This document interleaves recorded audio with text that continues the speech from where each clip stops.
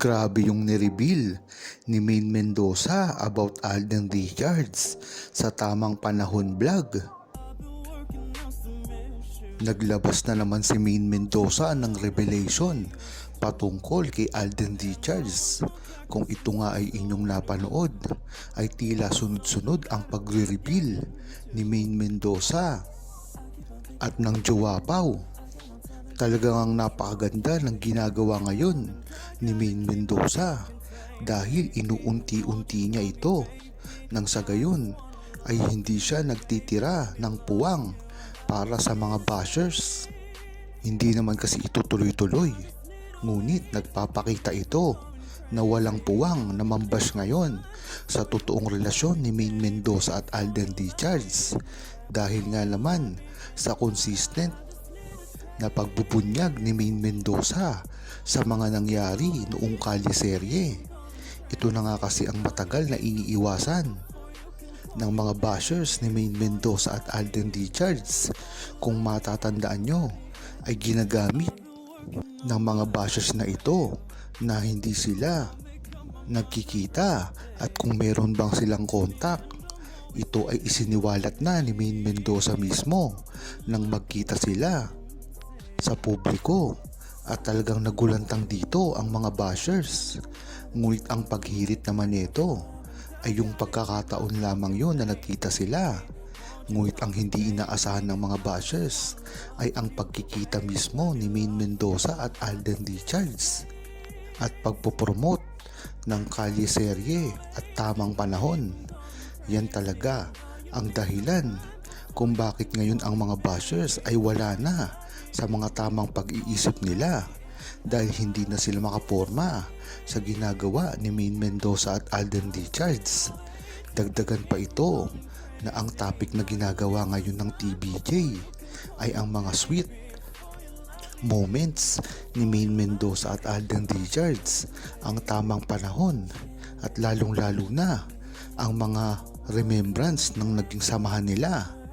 Kung matatandaan nyo, ni lahat-lahat na ngayon ni Maine Mendoza at Alden Richards at Jowapaw ang mga totoong nangyari sa likod at sa harap ng kamera. Kung matatandaan nyo na matagal nang sinasabi ni Maine Mendoza at Alden Richards na talaga aksidental lamang ang kanilang pagkikita at ang pagkakainlaban. Talagang yan ang nagpapatunay na talagang totoo at talagang walang halong pagdududa ang relasyon ni Maine Mendoza at Alden Richards na pinalalabas ng bashers nila na hindi ito totoo. Kaya gayon pa man ay dapat ay totoo pa rin ang suporta ng Aldab Nation sa kanilang dalawa dahil ito ay hindi na masisira pa kahit anong gawin ng mga bashers nila. Ayon kay Timothy Chalambot, nadala na nga si Maine Mendoza at Alden Richards sa mga pinagsasabi ng mga bashers nito at ang maganda dito ay ang hindi na nila pagpansin dito dahil sila lang rin namin ang mapaparusahan dito, ang maaapektuhan lalong-lalo na sa mga karir nila dahil ito nga naman ay hindi na dapat pansinin.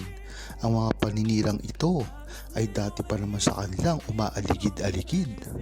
Hindi man nila pansinin ito ay wala namang mawawala sa kanila. Kaya dapat ay tuloy-tuloy lang kung ano ang ginagawa nila. Sa bandang huli ay mananaig naman talaga kung ano ang totoo sa kanila.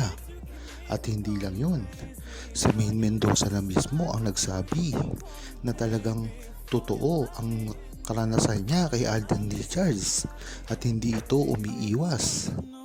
Napatunayan na ito dahil sa simula pa lamang ay hindi niya binabanggit si Alden Richards, ngunit netong mga nakaraang buwan ay talagang tuloy-tuloy ang pagbabanggit niya sa pangalan ni Alden Richards.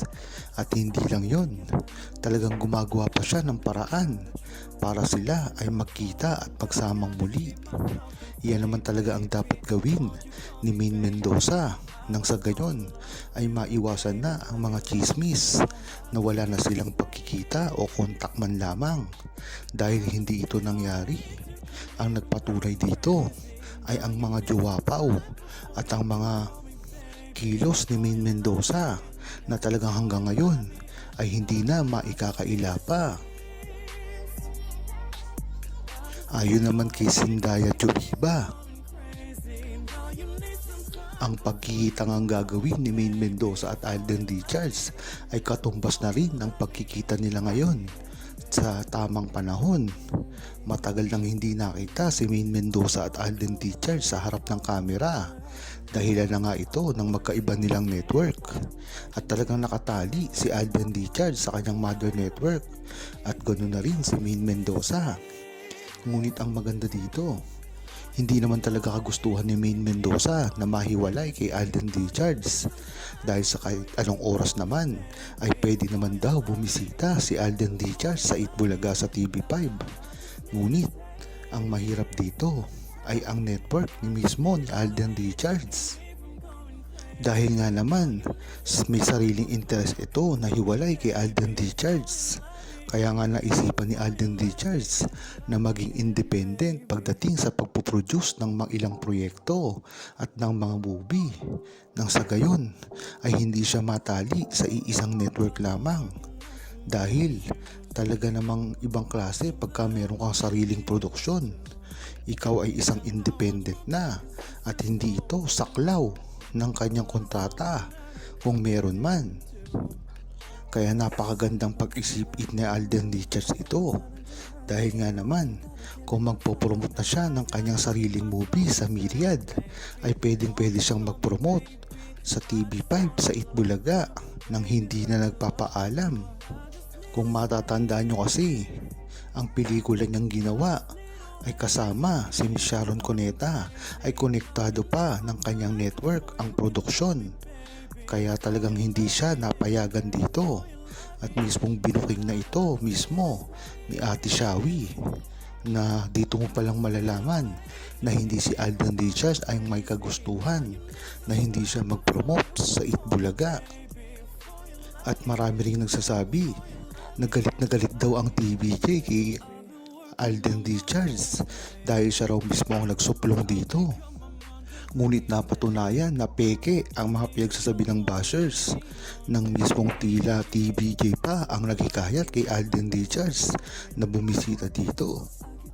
Kaya dapat ay huwag niyong paniniwalaan ang mga bashers na ito at tumutok lamang kung ano ang sinasabi ni Maine Mendoza at Alden Richards. Dahil kung ito ang susundin nyo ay hindi kayo talaga maliligaw.